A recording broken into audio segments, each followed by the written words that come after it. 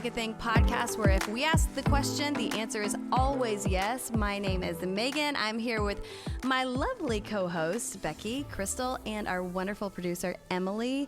We're so happy to have you here today, and we have a very special guest for you. But before we get to that, I have a quick praise. I know we've all been praying. A lot of y'all have been praying for my daughter, Willa, and her knee and the spots that they found on her bone. We were worried that it could be cancer for about a year. And so y'all have been so diligently praying. And I just want to tell y'all that we were at an appointment 2 days ago, and there are no spots on her bone. There's nothing there. And so we're so grateful. She still is dealing with basically what is very mild heart disease. It's a heart valve stenosis. And so we're praying truly for complete healing for that. But we are so grateful, so grateful. I'm going to start crying that she does not have cancer. I'm serious. It was a day. And for all of you parents who are dealing with health issues with your children, I'm just sitting here telling you, the Lord is with you. He is good. He is kind. He is faithful. He is a healer. Cling to Jesus, even in the middle of your storms. And I am just so grateful to him for what he has done with my daughter. So with that said, I want to introduce a wonderful woman that I have known for a pretty long time. Her name is Krisi Monsivaiz. Hi, Krisi. Hi. It's nice to have you on the podcast. We're so grateful. Krisi, I've known Krisi since I've lived in Northern Virginia, and she kind of discipled me. I don't know what we did other than we talked about Jesus and we talked about life and we had lunch, and she was up at the church and I would meet her for lunch, me and another friend, maybe once every other week, it feels like, something like that. And she just would pour out her wisdom and her good ideas on marriage and conflict resolution and all of those things. And so whenever we started the podcast and we started talking about all of this kind of stuff, I just thought, okay, Krisi is one of those women that I think that other people need to hear. They need to hear your wisdom. They need to hear you speak. They need to hear you talk about what we will be talking about today, which is toxic friendships and how we renovate friendships and how we identify if these friendships just aren't the right thing for our life and our walk with the Lord. But really quickly about Krisi, she will be celebrating 30 years of marriage. When? Woohoo! In June. In June. 30 years of marriage in June. And they were not just hanging out that 30 years. They had 5 children, and all of which Krisi homeschooled up until high school, right, Krisi? Yes. Except the baby. The baby we kicked out of the homeschool nest at 7th grade. Well, there you go. Those babies. Yeah. And I will tell you, I have met every single one of her children, all very well-adjusted, wonderful children that are just so cool that I kind of want to be like every single one of them. And so they've just done an incredible job raising their kids. She is a chef. She taught me how to make carnitas in her home. Oh, yum. That I still make. Yes. To this Good day. job. Maybe we can share that recipe. It's amazing. Ooh, we'll share the recipe in the show notes if you're okay with it. Absolutely. Okay. She's a teacher. She teaches the Word of God. You can find her on Instagram at The Good Soil. She teaches, she posts things that are just so meaningful, so wise. So that's where you can reach her. So Krisi, are you ready to start? I am so ready to start and so glad to be here. Okay, awesome. So today we're talking about toxic friendships. We've had them. We've maybe been one. And we've definitely experienced it in one way or another. And so, Krisi, here's my first question for you. And the listeners want to know, maybe. What are the identifiers of a toxic friendship?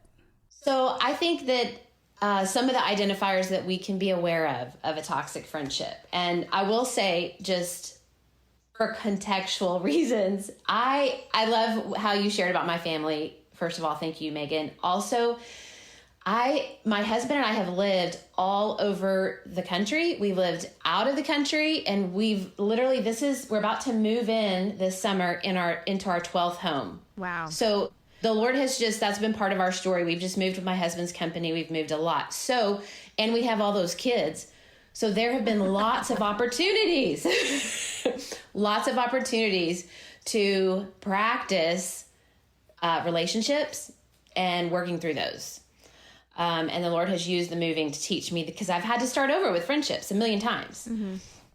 And some of the things that I've learned as far as toxic identifiers is if there's a lack of transparency. Because if you can't have honesty and transparency in a relationship, then you can only go so far in your growth, in your intimacy, in your connection. So that's definitely one. Mm-hmm. I would say another one, and I kind of call these sometimes enemies of friendship that we need to be aware of. Even if a friendship doesn't currently have that, we can be aware of avoiding these. Another one is insecurity. If there's insecurity and competition that is plaguing a friendship, then your friendship's going to be handicapped. Because it will be difficult. If we can't get over our own shortcomings and be for our sister, then we're going to miss out on a genuine, deep friendship where we can have that trust that I talked about. And another thing would be unrealistic expectations. Mm-hmm. Mm-hmm. I think that's common because, God created us for a relationship, and that was his idea, which is great. But then we can look to that sometimes in an unrealistic way to fulfill needs that maybe he should be filling, or maybe our marriage should fill. So having unrealistic expectations in a relationship is a sign that there's some toxicity there.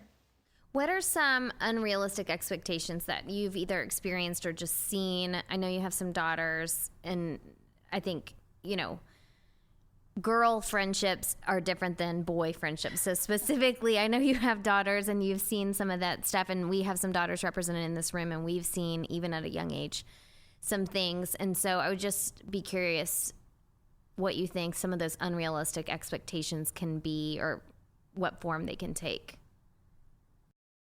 Okay, yeah, that's a great question. And I think one of the biggest ones is for friends to expect, I wish I had a really cute word for this, but where they expect us to not have other friends. Yes. Wow. Yeah. Yeah. And, I think that's selfish. At the core, that's selfish, and that feeds into an insecurity probably that's under the surface in the friendship. Because again, if we're going to be for our sister, then we want her to have other relationships in her life. That's just how God created the body of Christ. Like, we don't just need, a hand and a foot. We need a whole body. And so there need to be other friendships in our lives. And so if we have a friend, or our daughters have friends, and they want exclusivity in that friendship, that's a red flag. Yeah, that's really good. Krisi, I have a question for you, same as Becky, but for transparency. What does it actually look like to have transparency in a friendship? What does that mean? What are the things that we should look for in a friendship where we're saying, oh, there is transparency, or oh, there is not? Okay, I love this topic, and I think clear is kind. Mm-hmm. So I think for us to be willing to be clear about, maybe it is expectations, maybe it is something that was hurtful, and being willing to lower the floor and talk about being vulnerable. So that's transparency on our part when we walk into a friendship and say, hey, this really hurt me, and I just want you to know this is kind of the story I'm telling myself based on that hurt. I'm being, open and honest, and I want to know how you really felt, or how you do really feel. And that gets into conflict, which I know we'll talk about. But the other side of transparency, so there's one side of transparency where we're going to be honest and we're going to be clear, because that's kind, about how we feel, maybe something that's hurt us, maybe something we don't understand. The other side of that is being willing to offer affirmation in the things that we esteem in our friends. I just feel like, y'all, at my stage of life, like, life is too short to not say the thing. Mm-hmm. And what I mean by that is, if there's something that we esteem in our friend, if there's something that we value and we're almost kind of like jealous of, maybe like, God, I'm horrible at that, or I wish I had that, which the enemy can use to breed insecurity and comparison. Instead, if we're transparent, we can say, I just really love how willing you are to meet the needs of your friends. Like, you're the person who's there. You will drop whatever you have and you will come and you will meet a need. And I just really love and affirm that in you. And, it's a good example for me because I struggle with that. So that's another example, I guess. I love that. I love that too. And I love the fact that you're saying that this is actually a very important, foundation to have in a relationship, because I think that we've all somewhere we've had idealistic expectations in our brain of what a friendship is. And it's going to be all, hunky-dory. I use that word a lot, but it's going to be all hunky-dory. It's going to be hearts and flowers and, oh, we're friends. But really we should walk into this and into a friendship with the expectation that if this is going to be real, then there's going to be conflict, period. Like, it's not that you go making things happen, but you've got to have some healthy, I don't even know if it's conflict, just healthy conversations that are clearing, that are open, that are real. That is just so, one thing it's sad to me. It almost makes me want to cry. We all have become good friends, before the podcast. And it was like we felt this need to make disclaimers of our shortcomings as we walked in. And I thought, how sad is that? We've become, people that feel like, okay, look, cool if you want to be friends, but just know I'm this, or I'm that, or I'm not very good at this. And I'm like, why are we feeling the need to do that even? Oh, I feel like I need to guard people. I feel like I need to say, hey, I might hurt your feelings on accident. I'm really sorry. Let me apologize in advance. Let me say all this in advance. At least so that I am so sorry if it happens in the future. But I do feel like there's an element of like where you do have to walk into a relationship and a friendship right. I do feel that. What I'm saying is I agree with you. We feel like we need to like warn people about you. Yes, like put on all these disclaimers. I mean, not that you have the answer to that, but I wonder why that is as you're sitting here talking about transparency in a friendship. And so it's like, if I'm going to go the distance with somebody, it's like, you better know, like, listen, hey. At least we are being transparent. Yes, we're like, let me list you off all of my shortfallings just so that you can make your informed decision on whether or not you'd like to be my friend. I'm going to open your eyes for you before you come in. Yeah. Before you walk in the door of this friendship. Walking in the light, baby. Yes. I mean, I guess, there's no real answer to that. And I think, it's important, I think, that we are transparent. Yeah. As we lay a foundation for a friendship, and also that we don't have bad expectations when we come in this person's going to hurt me. I mean, I'm going to try this, and leaving behind baggage, and anyway, all that to being say, I love what you're talking about. I love how you're, laying this foundation and guardrails.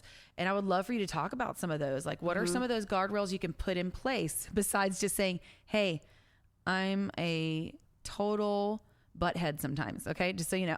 Okay. Had to say that. That's a good guardrail. I like that. I may be a butthead from time to time. Just so you know. And my hormones are powerful. Amen, sister. Amen.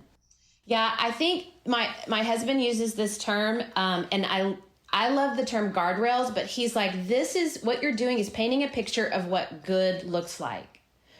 Okay, so if we can kind of have these ideas in our relationships, this is what good looks like, then at least there's some clarity, right? There's something that we're moving towards.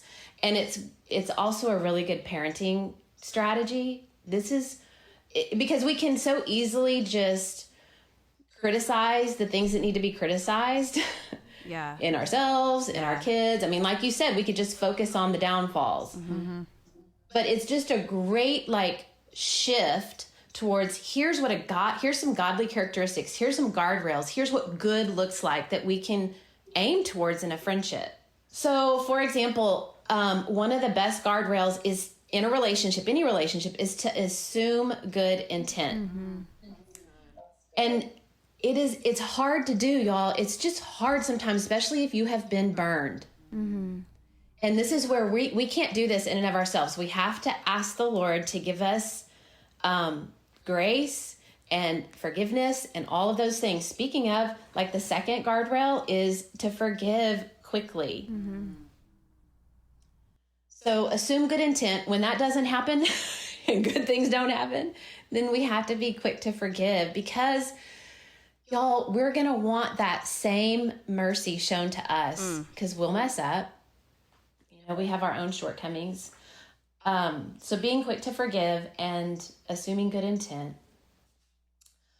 Also, loving sacrificially. And this will really play out, I think, when we talk about a little bit about how to do some renovating in our relationships that need that. It's going to take sacrifice on our part. And I'll give just a couple of examples. So, I had a friendship that needed some renovating. I had a hurtful thing happen, and I needed to have a conversation with that friend. But my pride popped up and was like, gosh darn, why do I always have to be the one to reach out? You feel that way sometimes, ugh. Yeah. In certain relationships, I'm always the one. And I knew that was my pride, and I just had to take that to the Lord and ask, my friends to pray for me and pray for myself. And remember that what God showed us is that love presses in, even if it's like for the millionth time. So I knew I had to press in and go to my friend and just say, hey, there's something I need to talk to you about, and it's not an easy conversation. I'm just going to say that up front, but I love us and our relationship and you enough that it's worth me having the hard conversation with you. So that was a personal example about how I had to love sacrificially and do the hard thing and have the hard conversation. Because if we don't have capacity for conflict in relationships, they will be handicapped. Okay, Krisi, so conflict gives me hives. So, but I do want to talk a little bit about that, because if you have hurt in your relationship, or you just see some of these things, or just red flags in your friendship, how do you address them? How do you go to that person? I know you have already shared a little bit about going to your friend. Would you mind kind of diving into what that looks like in a healthy way to address the conflict instead of ghosting them and running away? Because running in the opposite direction. I really feel like as women, the easier choice is ghosting. Maybe for me, and I am a direct person, but I'm not that direct.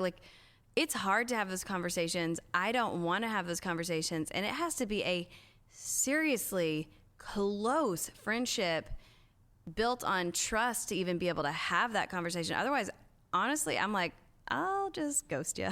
Right. Right. I'll just, yeah. Okay, so I think a couple of things that y'all are saying are spot on.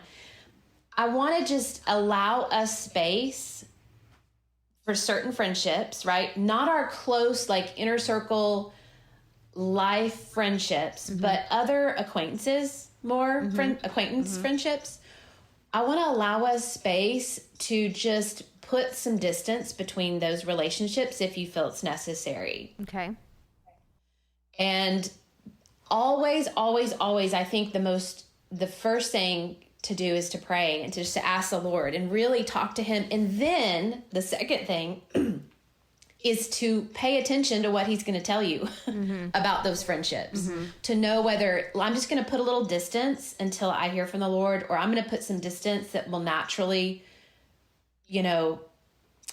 allow that friendship to dissipate. if it's not, again, not those close life friends that you just got to do life with and get in the trenches with, which I'll talk about what conflict looks like that in just a second. But first you need to pray and ask the Lord to give you guidance and direction in any of those friendships. Then listen and pay attention what he's telling you in your quiet time or in your prayer time or in a song, or just pay attention, because he wants to answer us and guide and direct us, which, praise God, he's willing to do that, because friendships are tricky. Mm-hmm. And then there are times when it is a friendship that is so worth fighting for, and you have to have hard conversations, and you have to have, I mean, we can call it conflict. It doesn't necessarily mean that it's a throwdown match that's ugly. It's just things that are unresolved that need to be talked about. Mm-hmm. Yeah. It's addressing those uncomfortable things. Yeah.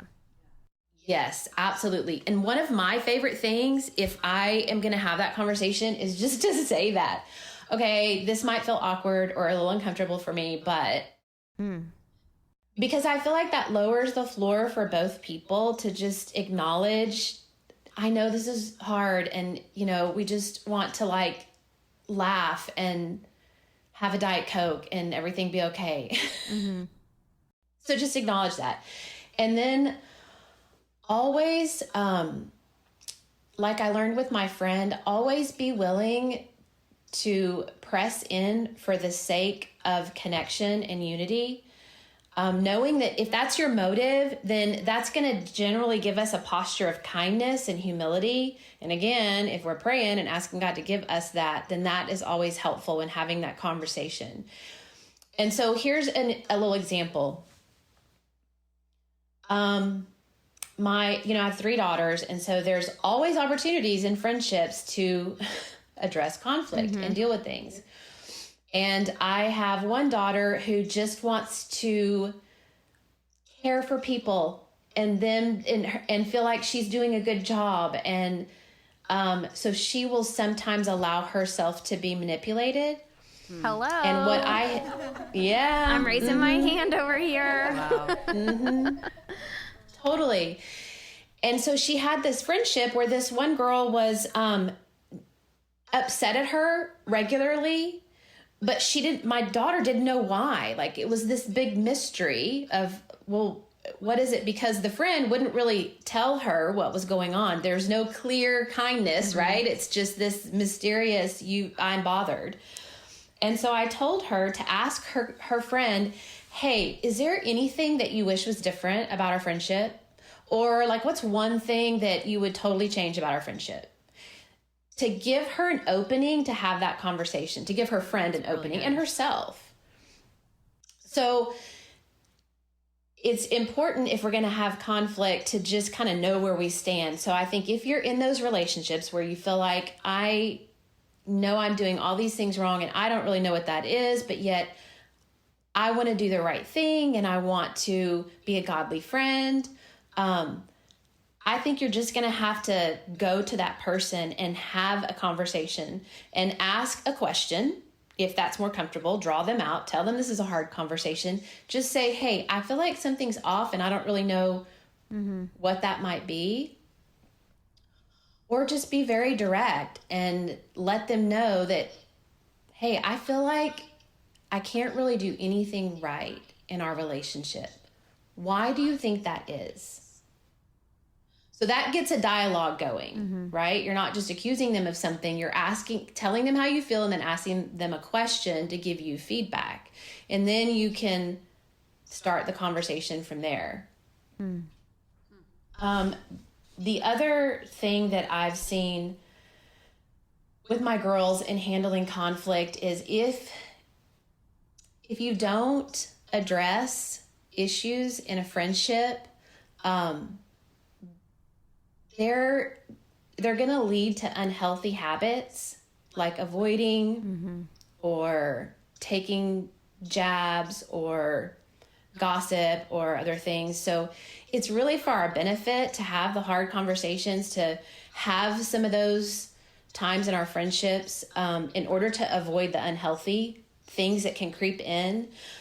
Oh, the other thing I thought of that is a really good tool, I talked to one of my daughters about this, is just like if you're building a friendship with someone, like, okay, let's take you guys. I mean, you're doing a ministry together, which is amazing, and you have become friends through it all. I think giving each other permission, hey, okay, every now and then we're just going to do a little check-in. Like, how are things going?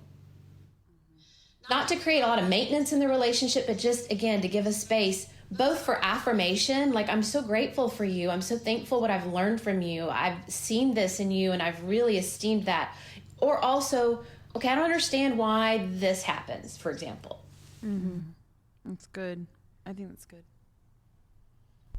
And so that's how you proceed into the hard conversation.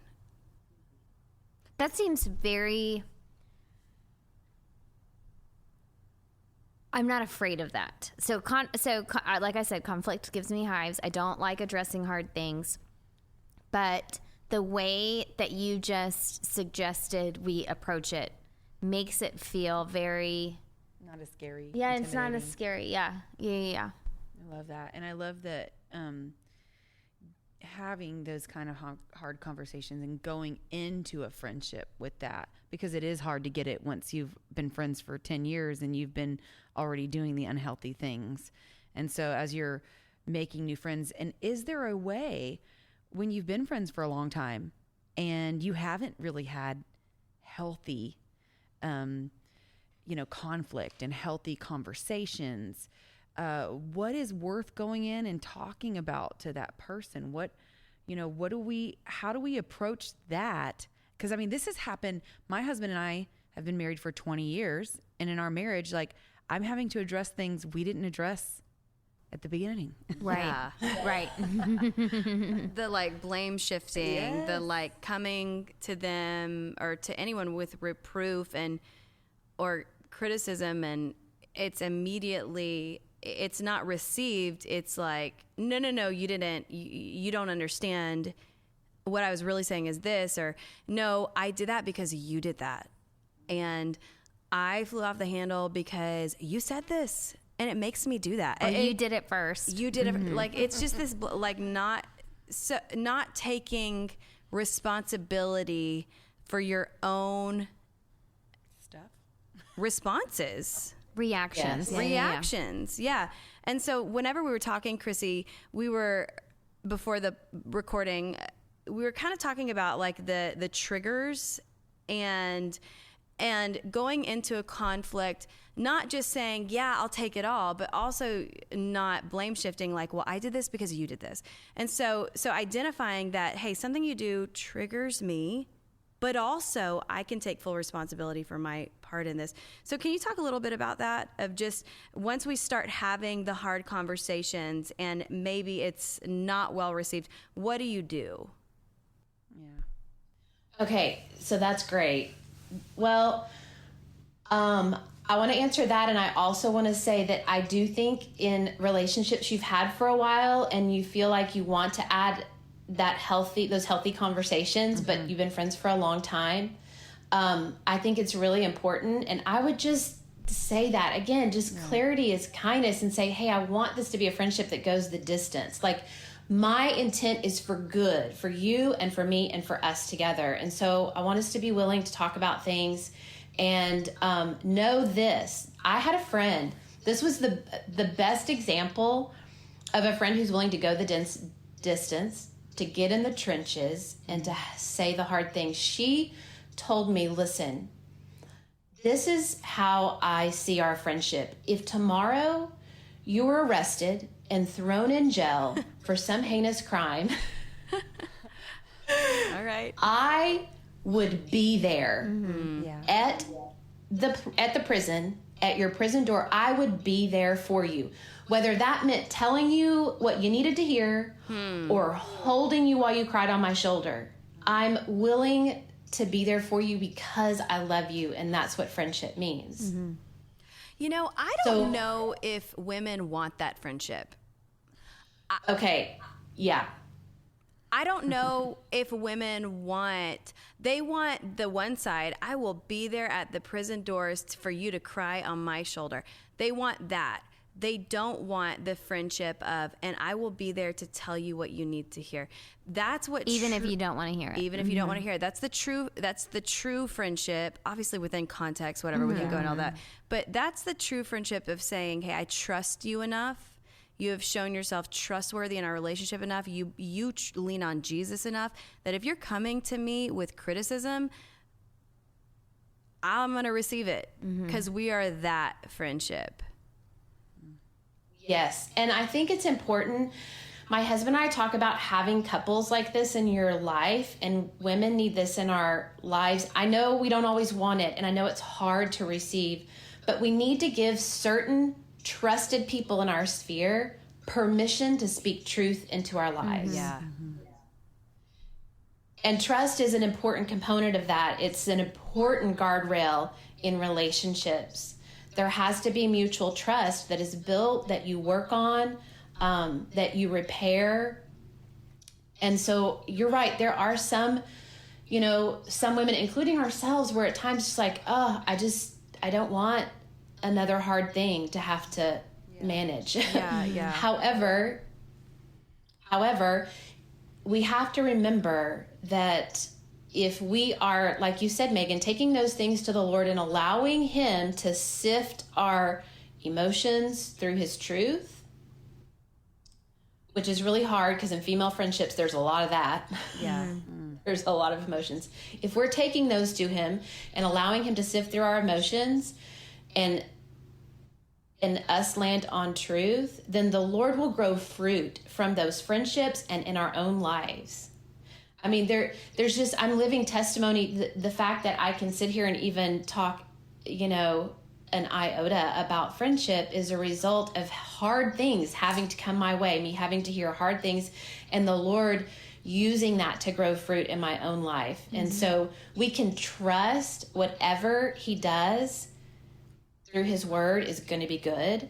Okay, so Megan, I want to go back to what you asked about being in conflict in a friendship or having hard conversations and that not being received well, because there's things that we do when we don't want to hear hard things, and that is we point a finger.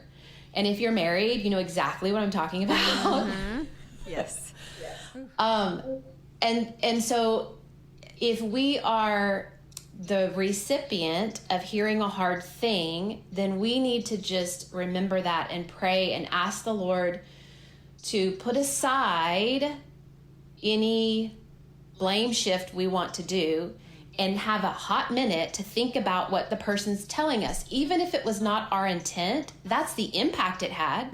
And that matters. And that's a good thing to teach our kids when they have sibling rivalry. Hey, I know you didn't intend that, but that's the impact you're having. And so that's worth pausing and thinking about. Wow. I love that. While you're not intending to hurt someone or while you're not intending to come across this way, that's the impact you're having. Listen, as someone who is a strong personality, that's something that truly I've had to come to terms with is my intention is not bad, but sometimes my impact has a negative effect on someone. And so like I always say, just be quick to apologize. Apologize. Yeah. I love that, Krisi. And my middle daughter is very similar to you, Megan. She can run the world because she's so bold and has so much courage, but she can also run over people in the process. Yeah. And so we've had that conversation often, like an awareness of the impact you're having, and at least own that, even if that was not your intent. And that requires humility and sacrifice and love and being others oriented. Krisi, I've got one question for you, just in the context of these kind of confrontational conversations that might be difficult to have. I do want to ask the question here. What is the difference? There's a line here between overlooking an offense and addressing an offense. And so I feel like we could easily go to the pendulum of, well, every time someone hurts me, I need to sit down and say, hey, I know this is going to be awkward, but you called me a booger face. I don't know why I always go here in this room, but she loves the word boogers. I don't know. She talks about boogers Let's go. a lot. You called Ding me. Ding dong. You told me I look like an elephant in my sweatshirt. Okay. or whatever. That is mean. I'm really not making my point, but hey, you did something that bothered me, but I can easily overlook it if I'm honest with myself. But I'm intentionally choosing to have this consistent conversation with you. You keep hurting my feelings. You keep hurting, versus it's big enough and worth it to address it and have that conflict. Yeah, like how do you decide Yes. when to address it? When is it important enough to address? Yeah. You said it in 5 words or less, and I said it in 50 words You are or less. welcome. Yes. Yes. Oh, that's so good, because honestly, let me just say, a lot of us need to just get over ourselves. Yeah. I mean, that just needs to happen. The world already is so easily offended by everything that, man, we need to bring some lightheartedness to the scene and just get over ourselves. And here's some ways to do that. First of all, like I said at the beginning, we need to talk to the Lord about that. We need to be honest with him first and say, hey, God, this is really rubbing me the wrong way, or that was really bothersome or hurtful. Am I being oversensitive? Is there another core issue here that I'm not seeing? Like, just take this away if you don't want me to address it. Allow it to just roll off. Just ask the Lord for help. Be willing to do that. So I would do that first. And then I think some other ways is to recognize that people go through stuff, and we need to, there's a verse in the Bible that talks about, it says, we who are strong need to be willing to bear with the failings of the weak and not to please ourselves. And I feel like that's a great verse for us to filter these issues through and just know, hey, is someone going through something? Not that, because listen, today we may be the strong one, bearing with the shortcomings of the weak, and tomorrow we're going to be that weak one, needing to draw on the strength of our friend. So I think it's important for us to let things go and consider what the other person might be going through, carrying what they come from, and just not be offended at things that can feel kind of sandpapery.